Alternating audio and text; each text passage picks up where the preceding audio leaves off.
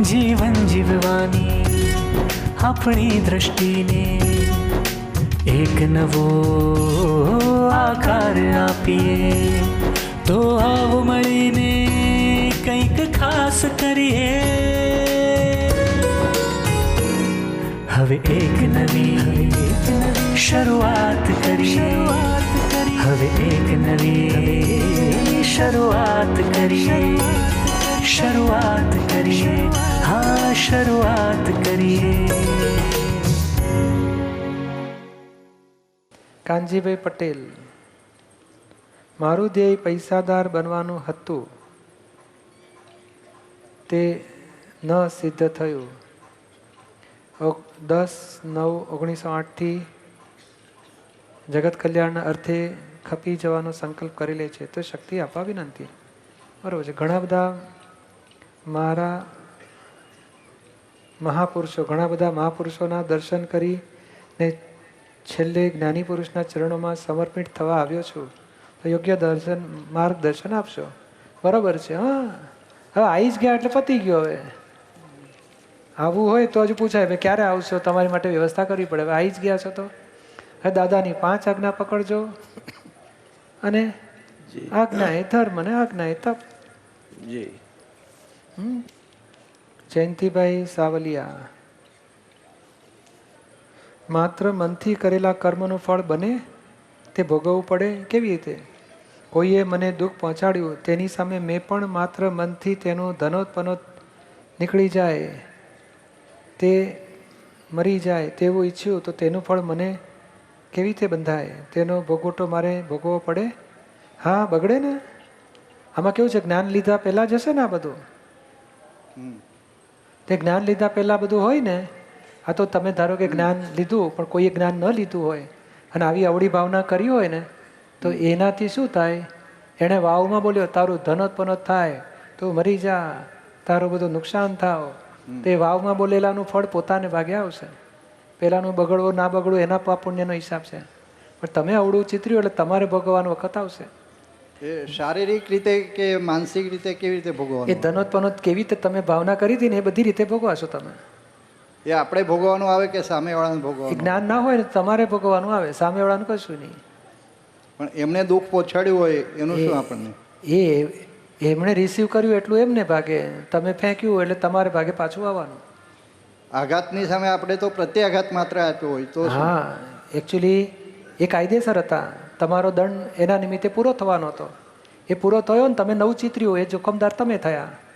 એણે એક અપમાન કરવાનો હિસાબ હોય તો એક અપમાન એણે મોકલ્યું એટલે એ હિસાબ પૂરો થતો હતો. તમારે અપમાન જમા કરવાનું હતું, એણે આપવાનું હતું, તમારે લેવાનું હતું. બેનો હિસાબ પૂરા થતા હતા. એ પૂરો થવાને બદલે તમે નવું ચિતર્યું કે એનું આમ બગડો, એનું આમ થાવ, એનું આમ થાવ. એ નવું ચિતરેલાનું તમને જેમ ગયા ભાવમાં ચિતરેલું તેનું આજે ફળ આવે છે. પેલો નિમિત્ત બનીને તમને અપમાન કરે છે. એટલે આ નવું ચિતરેલાનું ફળ કોઈ નિમિત્તથી તમને નુકસાન થશે આવતે ભાવ. પણ જ્ઞાન ન હોય તેને. હવે જ્ઞાન લીધા પછી તમને ખબર પડી કે હો આવું મેં અવળું ચિતર્યું હતું, તો એ જ વ્યક્તિને શુદ્ધાત્માને યાદ કરીને મનમાં પ્રતિકોણ કરો તો ભૂસાઈ જાય અને જવાબદારીનો અંત આવી જશે. 1 કલાક બેસીને ખૂબ પસ્તાવો લઈને ચિત્રો અને કેટલા વખત ચિત્ર્યું એની ઉપર મોટો આધાર છે. એક વિચાર આવો એક વખત અને એવો 5-10 દિવસ કે મહિના સુધી ચિત્ર્યું હોય તો બીજું. તો એવું મહિનાઓ સુધી ચિત્ર્યું હોય ને તો એ 2-4 એકાદ અઠવાડિયું 1-1 કલાક બેસીને ખૂબ પસ્તાવો લેવો છે. અને જેટલા અવળા ભાવો એ વ્યક્તિ માટે કરેલા એ બધા હું ભૂસી નાખું છું. એ શુદ્ધાત્મા ભગવાન અણસમજણથી, અજ્ઞાનથી, મોહથી અને દ્વેષથી, વેરભાવથી આવા અવળા ભાવો કરેલા એનો હૃદયથી ખૂબ પસ્તાવો કરું છું. મને ક્ષમા કરો, આવી ભૂલો નહીં કરવાની શક્તિ આપો. દિલથી પસ્તાવો લઈને ધોઈ નાખશો તો વહી જશે. હા, ઓકે. જય સચિદાનંદ. જય સચિદાનંદ. રશ્મિકા પટેલ. મેં બ્રહ્મચરણની પુસ્તકમાં વાંચ્યું હતું કે જ્યાં આત્મવીર્યનું ઉર્ધ્વગમન ના થાય તો માણસ વ્યવહારમાં જલ્દી નિર્ણય ન લઈ શકે અને સોલ્યુશન ન આવી શકે અને ખૂબ જ ગૂંચવાયેલો રહે. શું નિર્ણય શક્તિ અને નિશ્ચય શક્તિનો સંબંધ વિષય સાથે ડાયરેક્ટ છે? ઘણીવાર અમુક પરિસ્થિતિમાં નિર્ણય શક્તિ ખૂબ જ નબળી થઈ જાય છે અને મનોબળ નબળું પડવા પાછળ કયા કશાય દોષો જવાબદાર છે? ક્યાં છે રશ્મિ? આમાં કેવું છે, મુખ્યપણું એ નથી ગણાતું, એ છે વન ઓફ ધ આધાર છે. જેમ ખાતર નાખો ને તો ઝાડ ખીલે, ખાતર ના નાખો તો ઓછું ખીલે. ઉગે ને એ ખાતરને લીધે ઝાડ ઉગતું નથી, એ તો પાણી મળ્યું, બીજમાં ગુણ હતો ને એનો બધું જમીન, પાણી, પ્રકાશ, ગરમી મળ્યું તો ઉગ્યું. આ બ્રહ્મચર્ય ખાતર જેવું કામ કરે છે અને અબ્રહ્મચર્ય ખાતર ન નાખ્યા જેવું કામ કરે છે. સમજાયું ને? એટલે બહુ બોજો રાખવા જેવો નથી. હમણાં તો હવે શું છે, જ્યાં જ્યાં આપણી કચાશ હોય એના પ્રતિક્રમણ કરો, પસ્તાવા લો, શક્તિઓ માગો દાદા પાસે. કોઈને દુઃખ નથી આપવું એ ભાવ ના કરો. આપણું અક્રમ છે, જુદી રીતે નીકળી જાઓ. બધું હવે સુધારવા જવા જેવું નથી. પ્રકૃતિ સુધરે ને આપણો દાડો વળે એ કરતાં પ્રકૃતિનો સંભાવે નિકાલ કરો. હવે જેવી બુદ્ધિ છે, જેવો અહંકાર છે, નિર્ણય નથી લેવાતા, નિશ્ચય નથી થતા, એની માટે શક્તિ માગીને નિકાલ કરી નાખો પ્રકૃતિનો. સમજાય છે તમને? એટલે દીપકભાઈ, કોઈ પણ નિશ્ચય કરીએ ને તો પ્રકૃતિ ડબલ ફોર્સથી ઊંધું જ કરાવડાવે છે. જ્યારે આપણે એક નિશ્ચય કર્યો કે ચાલો કાલે સવારે વહેલા ઉઠવું છે, ભણવા માટે પણ કર્યો, તો એ દિવસે રાત્રે ઊંઘવા જ ના દે આપણને. ગમે તે કરીને જગાડે એટલે સવારે તમે ઉઠી જ ના શકો. એટલે આપણે ઓળખવાનું. હા, આપણે ઓળખી લેવાનું. એ ખ્યાલ પણ આવે આપણને. જેમ પેલો નાનો બાબલો હોય ને, નથી ખાવું, નથી ખાવું, તો કે તને ખાવા નહીં મળે, હું જ ખાઈશ આજ. તો કે નહીં, હું ખાઈ જઈશ. એટલે એનું મન અવળચંડુ હોય. એટલે પછી પપ્પા સમજી જાય કે મમ્મી સમજી જાય કે આ ના પાડે છે ને, એટલે આપણે ઊંધું બોલો, એટલે પેલો પછી બેસીને ખાઈ લેશે. એટલે આપણે કે સવારે વહેલા ઉઠવું છે, એટલે પેલું રાત્રે ઊંઘવા ના દે તો રાત્રે વાંચી લેવું. આપણે ઉઠવાનું સવારે મોડું, પછી આરામથી. આપણે સમજી જવાનું કે આ પ્રકૃતિ અવળી ચાલે છે વાતે વાતે. કોઈ પણ સારો ડિસિઝન લઈએ ને તેમાં બધું ઊંધું એટલું બધું દેખાડે ને પ્રકૃતિ કે આપણને એ બાજુ ચાલવા જ ના દે. એવું લાગે કે 2 સીડી ચડતા હોય ને તો નીચેથી ખેંચાતું હોય ને એવું જ લાગે. તમે હવે હોમવર્ક કરો લખવાનું. એ તો તમે કીધેલું છે. હા, તો એ કરી જુઓ. પછી અવળા ભાવોનું કારણ શું છે તપાસ કરો. શું શું સવડા થઈ શકે એનું જ તપાસ કરો. આ એટલી બધી અવળચંડી હોતી નથી, પણ કોમ્પ્લેક્સિટી હોય છે બધી. અને શું છે, 6-6, 8-8 કામ એટ એ ટાઈમ બધા યાદ આવે. આમ વાંચવું છે, પછી પેલું કામ કરીશ, પછી વિધિ કરી લઈશ, પ્રાર્થના કરીશ, પછી પેલું આમ પતાવી દઈશ, થોડું વોક કરીશ, થોડું યોગા. એટલે જુદું જુદું કામ એટ એ ટાઈમ બધું ફરી વળે છે અને પછી ગૂંચવાડા થાય છે. એવું જ થાય છે ને? એવું જ થાય છે. હા, તો તમે જુદું પાડો, ડિવિઝન કરો કે ભાઈ એક કામ, બીજું કામ, ત્રીજું કામ, પછી પ્રાયોરિટી ગોઠવો કે 10 કામ લખ્યા, 10ને પાછો ક્રમ ગોઠવો, પહેલું, બીજું, ત્રીજું, પ્રાયોરિટી. પછી પહેલું એક જ પૂરું કરીએ, પછી બીજું કરીએ, ત્રીજું કરીએ, પછી વાત કરો રશ્મિકા તને કેવું લાગે છે, આપણે એક પૂરું કરીશું પહેલાં? તો કે હા. તો એક પૂરું કરવા માટે શું શું જોઈએ એનું પાછું વર્કઆઉટ કરો. શું સ્ટેપ બાય સ્ટેપ જાઓ. આપણે આ પ્રકૃતિને ગૂંચવાડાવાળી પ્રકૃતિ છે, તો આપણે ધીમે ધીમે એને ઓળખીને પાર લાવીશું. પહેલાં બાબત કઈ લેવાની? કોઈને દુઃખ થાય એવો વ્યવહાર, એમાંથી પાછા ફરો. ભાઈ કોઈનાથી આપણને દુઃખ થતું હોય એવા વ્યવહારમાં જાગૃતિ ગોઠવીને ક્ષમતામાં આવી શકે એવી શક્તિ, પ્રતિક્રમણ શક્તિ બધું ગોઠવો. પછી ધીમે ધીમે કોકના અવળા દોષ દેખાતા હોય તેને પ્રાર્થનાથી ચોખ્ખું કરો. એવું સ્ટેપ બાય સ્ટેપ બધું ચોખ્ખું. જુદા જુદા દોષોને જુદું જુદું લખી. કેવા 3 જાતના દોષો, એક આડા દોષો હોય છે, એક ઊભા દોષો હોય છે, એક ત્રાસાય દોષો હોય છે. હા, એ બધું જાત જાતનું હોય છે બધું.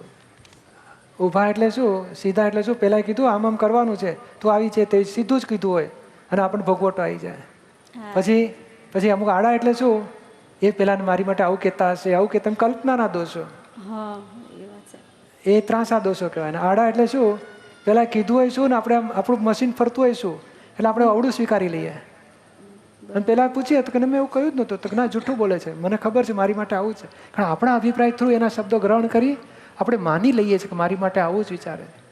એટલે આપણી પ્રકૃતિની કોમ્પ્લેક્સિટી એવી છે ને કે આ જુદું જુદું લખવું પડશે.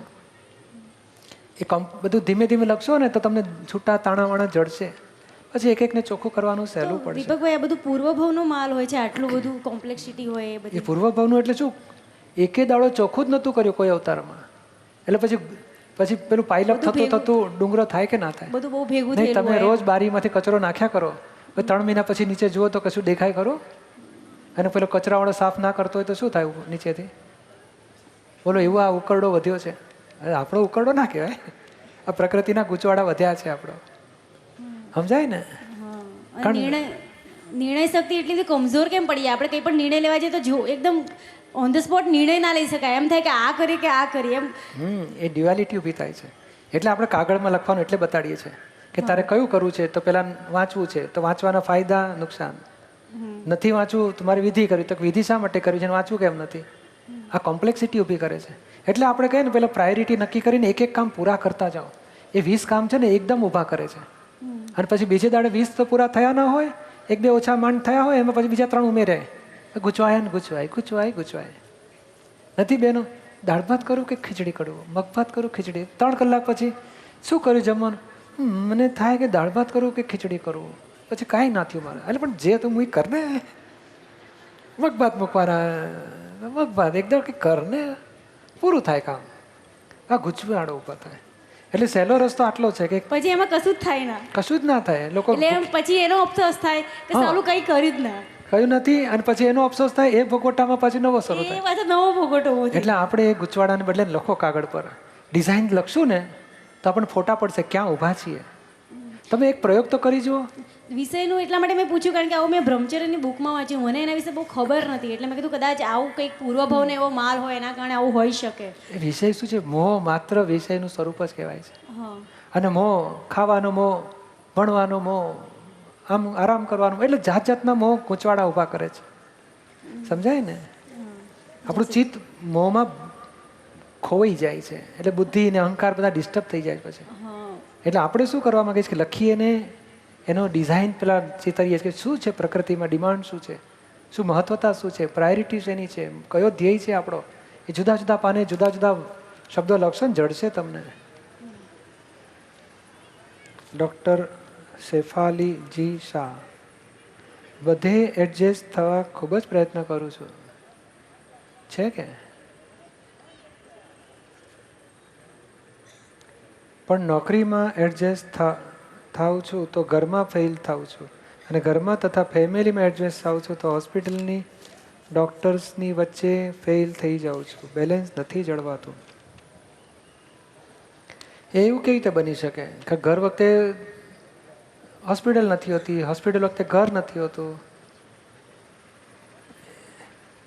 એટલે શું હોસ્પિટલમાં વધારે ટાઈમ આપે તો ઘરવાળા બૂમો પાડે? એટલે નોકરીમાં જઈએ ત્યારે ટેન્શન હોય છે શેનું? અને ઘરનું ટેન્શન રહે છે. ઘરમાં જઈએ ત્યારે ઘરમાં કોણ કોણ છે? ઘરમાં હું ને મારી મમ્મી ને બેબી. હસબન્ડ નથી? હસબન્ડ કેનેડા છે. કેનેડા છે. તો તે ટેન્શન છે ને, મમ્મી તો છે જ ને બેબીને હાચવનારી. એ છે પણ ત્યાં જોબમાં જઈએ, હું એનેસ્થેટિક છું બરોબર. અને ઓટીમાં આવવા જવાનો પાછળ ટાઈમ ના હોય ને હજી એટલું જ્ઞાન નથી કે એડજસ્ટ થઈ જવાય છે. ના પણ ધીમે ધીમે જો મમ્મીને પૂછ્યું, મમ્મી તકલીફ નથી ને? ના બેટા કશો વાંધો નથી, હું સાચવીશ. વાત પૂરી થઈ ગઈ. પછી આ ઓફિસનું આપણે હોસ્પિટલનું કામ પતાવીને ઘેર આવવું, પછી મમ્મીને હેલ્પ કરવી નાની મોટી. હા, તમે તો બે જ, એક મમ્મી અને એક બેબી. 15 જોબ બદલાઈ ગઈ છે.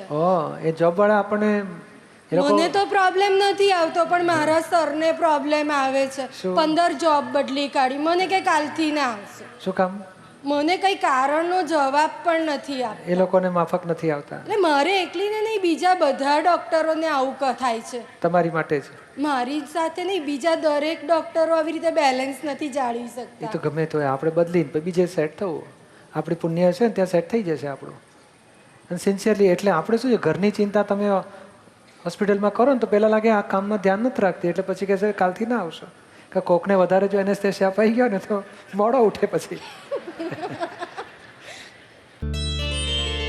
It's Dada Bhagwan Foundation presentation. Trimandir Sankul, Adalaj, District Gandhinagar, Gujarat. Phone 9327 010101.